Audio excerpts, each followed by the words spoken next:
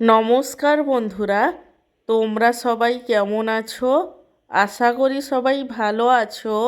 আমার চ্যানেলে তোমাদের সবাইকে স্বাগত জানাই।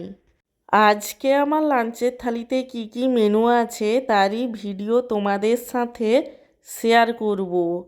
আজকে আমার লাঞ্চের থালিতে প্রথমেই রয়েছে স্যালাড।